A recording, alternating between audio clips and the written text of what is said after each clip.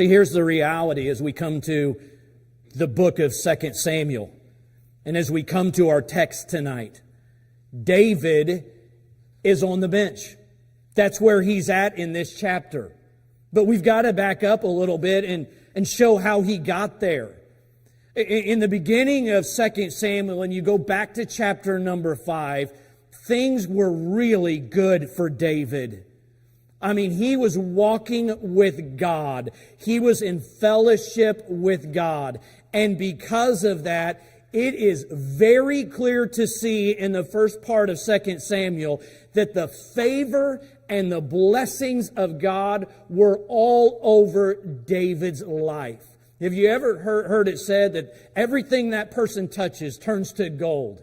It would be said about that of David in this time of his life. Everything he touched, everything he did, the favor and blessings of God was on. Now, it took a while to get there.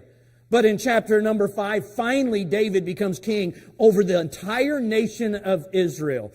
And almost the very first thing that David decides to do as the king of Israel is he wants to bring the ark of God home.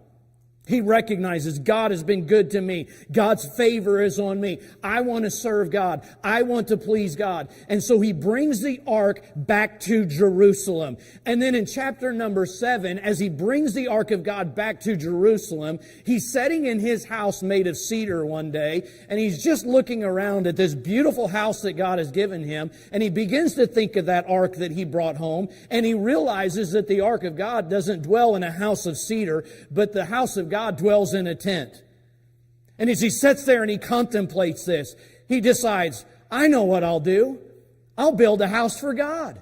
And so he goes to the prophet and he says, I want to build a house for God. And the prophet immediately goes, okay, let's do it. Let's build a house of God. And then God reaches down and stirs in the heart of the prophet. And the prophet comes back to David and said, God said you can't.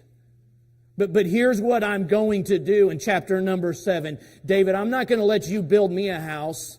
But here's what I promise you, because of your heart and because of the way that you're serving me and because of your heart's desires, I'm going to build your house.